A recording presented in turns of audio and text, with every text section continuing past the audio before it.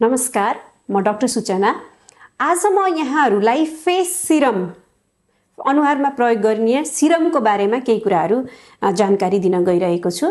प्राय गरिकन ओपीडीमा कन्सल्टेसनहरू गर्न आउनुहुँदा फेरिमा जब सिरमको कुरा आउँछ प्राय जसोले चाहिँ म सिरम युज गरिरहेको छु डाक्टर साहब भनेर भन्नुहुन्छ।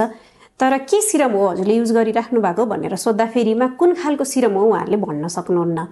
त्यसकारणले यसको मतलब के रहेछ भने अहिले हामीले सिरम चाहिँ नि प्रशस्त मात्रामा युज गर्दा रहेछौँ, तर त्यो किन युज गरिरहेको छौँ भनेर चाहिँ कारण चाहिँ थाहा नहुने रहेछ र त्यो कस्तो खालको सिरम हो, त्यसले के फाइदा भइरहेको छ आफ्नो स्किनमा भन्ने कुरा पनि धेरैलाई थाहा नभइरहेको अवस्था रहेछ।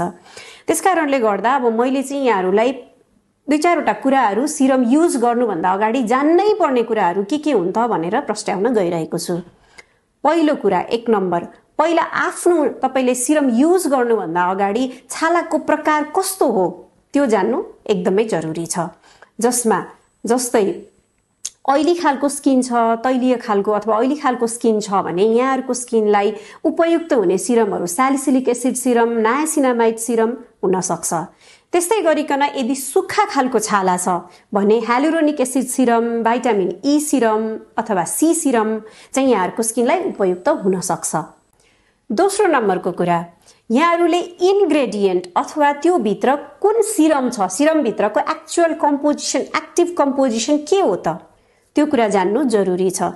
जस्तो र त्यसको कामहरू के हुन्छ है। जस्तो भाइटामिन सी सिरम हो भने अलिकति स्किनलाई ब्राइट बनाउनको लागि, अलिकति उज्यालो बनाउनको लागि, दाग धब्बाहरू कम गर्नको लागि हैन, पिगमेन्टेसनहरू कम गर्नको लागि भाइटामिन सी सिरम युज गर्न सकिन्छ। त्यस्तै गरिकन स्किन एकदम ड्राई छ, त्यसलाई अलिकति हाइड्रेट राख्नु पर्यो भने हामीले ह्यालुरोनिक एसिड सिरम चुज गर्नुपर्ने हुन्छ। यदि एन्टी रिङ्कल अथवा चाहिँ एन्टी एजिङ प्रपर्टीको लागि अथवा आफ्नो स्किनलाई अलि लाइभली बनाउन, एजिङ घटाउन, यङ देखाउन त्यो टाइपको यदि यहाँहरु चाहिँ सिरम खोजिराख्नु भएको छ भने त्यति बेला चाहिँ रेटिनोल सिरम चाहिँ युजफुल हुन्छ है। त्यस्तै गरी यदि ज्यादा पिम्पलहरू आइरहेको छ अथवा अलिकति सेन्सिटिभ स्किन छ भने नायासिनामाइड सिरम उपयुक्त हुन्छ। पिम्पल छ, स्किन त्यति साह्रो सेन्सिटिभ पनि छैन भने एजिलिक एसिड अथवा सैलिसिलिक एसिड सिरम चाहिँ यहाँहरुले आफ्नो फेसमा युज गर्नुपर्ने हुन्छ।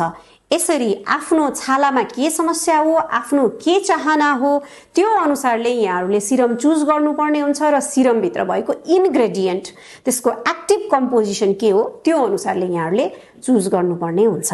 त्यस्तै गरी तेस्रो नम्बर, एउटा तेस्रो पोइन्ट भनौं हैन, सिरम कति बेला लगाउने त। सिरम चाहिँ जहिले पनि फेस वाश गरेपछि सफा छालामा लगाउनु पर्ने हुन्छ र यदि यहाँहरुसँग टोनर पनि युज गर्नुहुन्छ यहाँहरुले भनेदेखि पहिला टोनर लगाएर मात्र सेकेन्ड स्टेपमा सिरम लगाउन सक्नुहुन्छ। त्यस्तै गरिकन सिरम कति मात्रामा लगाउने त। सिरम एकदमै धेरै मात्रामा लगाउनु पर्दैन, जस्ट 1 देखि 2 थोपा सिरम होल फेसमा हल्कासँग स्प्रेड गर्दाफेरिमा त्यो मात्रा सफिसिएन्ट हुन्छ। 5 नम्बर पोइन्ट यहाँहरुले याद गर्नुपर्ने, सिरम लगाइसकेपछि हल्का मोइस्चराइजर यहाँहरुले अनिवार्य सिरमको माथि लगाउनु होला। प्राय गरिकन सिरमले धेरै हाइड्रेसन दिन सक्दैन र थोरै स्किनलाई चाहिँ ड्राई बनाउन सक्छ। त्यसकारणले सिरम लगाइसकेपछि थिन फिल्म, पातलो लेयर चाहिँ मोइस्चराइजर यहाँहरुले अनिवार्य लगाउनु होला। यदि बिहानको टाइममा यहाँहरुले सिरम युज गरिराख्नु भएको छ भने बाहिर निस्किनु अगाडि अनिवार्य सनस्क्रिनको प्रयोग गर्नु होला। आशा छ यसबाट यहाँहरुलाई सिरम चुज गर्नको लागि, आफ्नो लागि सही सिरम छनौट गर्नको लागि मद्दत पुग्नेछ भन्दै म बिदा हुन्छु। नमस्ते।